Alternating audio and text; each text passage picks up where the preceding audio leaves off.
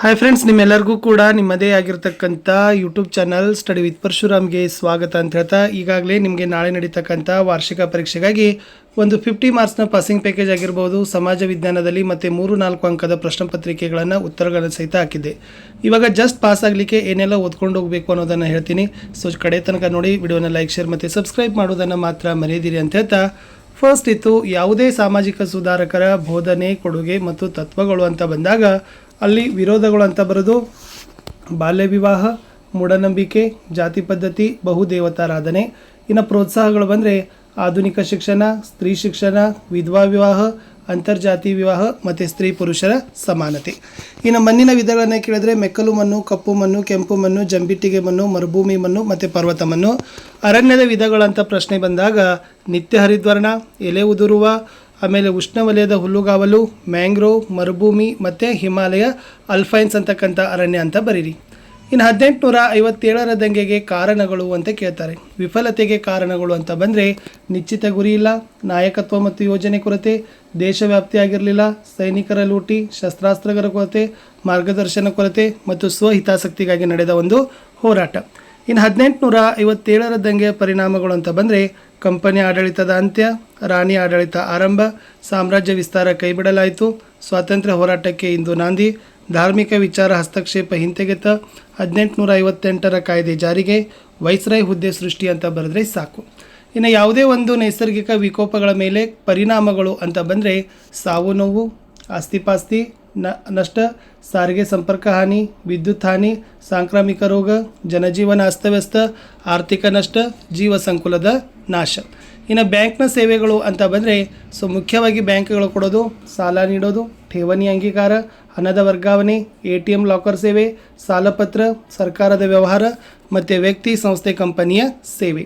ಇನ್ನು ಯಾವುದೇ ಒಂದು ನೈಸರ್ಗಿಕ ವಿಕೋಪಗಳ ಕಾರಣಗಳು ಅಂತ ಬಂದರೆ ನೀವೇನು ಮಾಡಬೇಕು?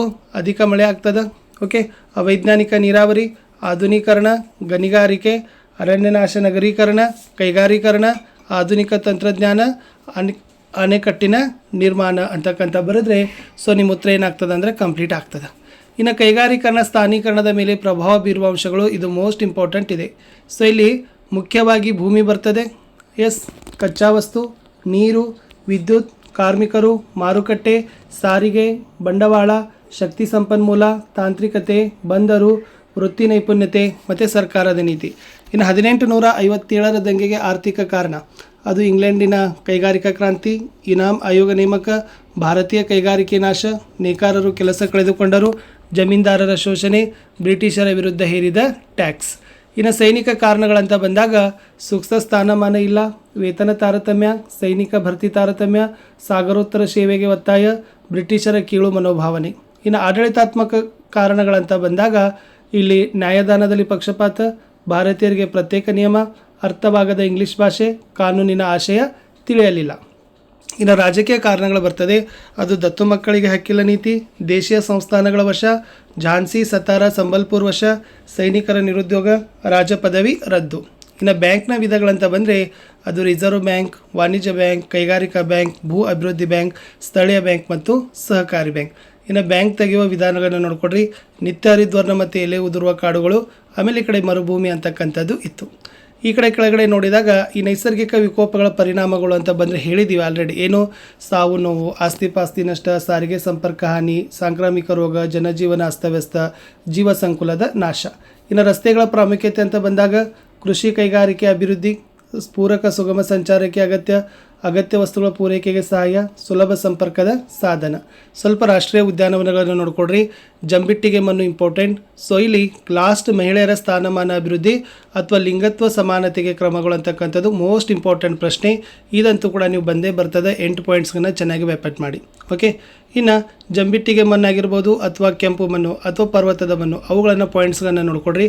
ಅದು ಕೂಡ ನಿಮಗೆ ಇಂಪಾರ್ಟೆಂಟ್ ಆಗಿರ್ತಕ್ಕಂಥದ್ದು ಐತಿ, ಓಕೆನಾ. ಇನ್ನು ಈ ಕಡೆ ನೋಡೋದಾದರೆ ಮಣ್ಣು ಸವೆತ ತಡೆಗಟ್ಟುವ ವಿಧಾನಗಳು.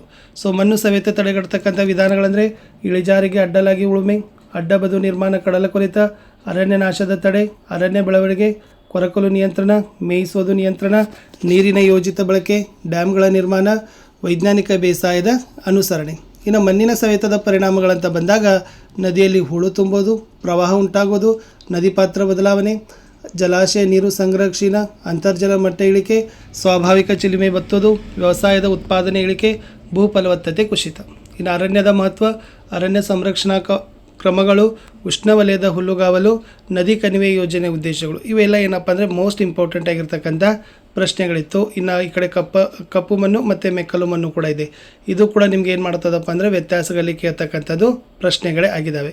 ಇಷ್ಟು ನೀವು ಚೆನ್ನಾಗಿ ನೋಡ್ಕೊಂಡು ಹೋದರೆ ಸಾಕು, ಖಂಡಿತವಾಗಿ ಇಲ್ಲಿಂದ ನಿಮ್ಗೆ ಏನಾಗ್ತದಪ್ಪ ಅಂದರೆ ಅಂಕಗಳು ಬಂದೇ ಬರ್ತವೆ.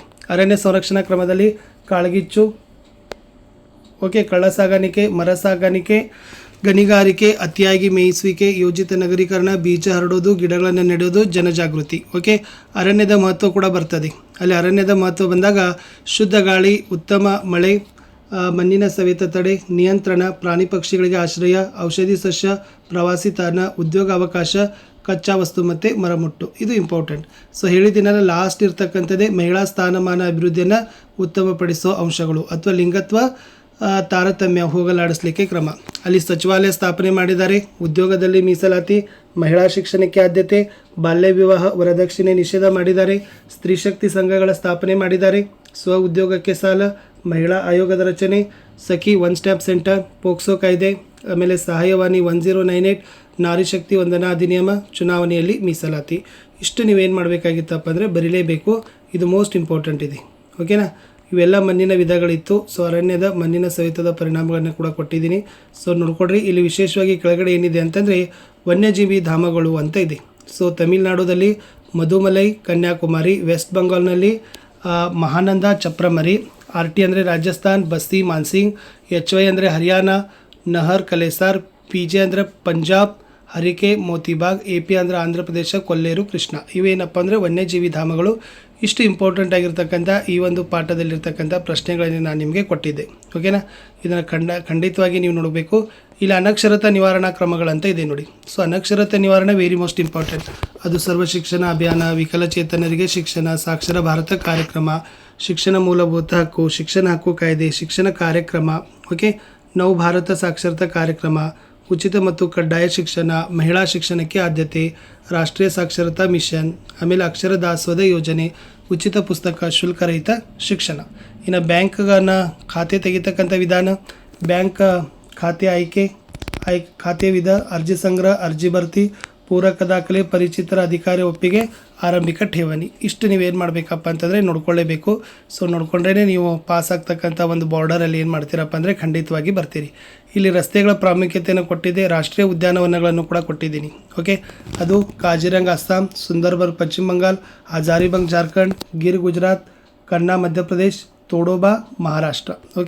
ಅದು ಇತ್ತು. ಇನ್ನು ಜಂಬಿಟ್ಟಿಗೆ ಮಣ್ಣು, ಕೆಂಪು ಮಣ್ಣು, ಪರ್ವತ ಮಣ್ಣು, ಕಪ್ಪು ಮಣ್ಣು, ಮೆಕ್ಕಲು ಮಣ್ಣು. ಈ ಮಣ್ಣಿನಗಳ ಬಗ್ಗೆ ನೀವು ನೋಡಲೇಬೇಕು. ಅಂದರೆ ಅದರಲ್ಲಿ ತೇವಾಂಶ ಎಷ್ಟು, ಮಳೆ ಪ್ರಮಾಣ ಎಷ್ಟು, ಯಾವ ರಾಜ್ಯದಲ್ಲಿ ಕಂಡು ಬರ್ತದೆ, ಯಾವ ಬೆಳೆಗಳು ಬೆಳೀತವೆ, ಇಷ್ಟು ಬರೆದ್ರೆ ಸಾಕು. ಇಷ್ಟು ಆರಾಮಾಗಿ ನೀವು ಏನು ಮಾಡ್ತೀರಪ್ಪ ಅಂದರೆ ಪಾಸ್ ಅಂತೂ ಗ್ಯಾರಂಟಿ ಆಗ್ತೀರಿ.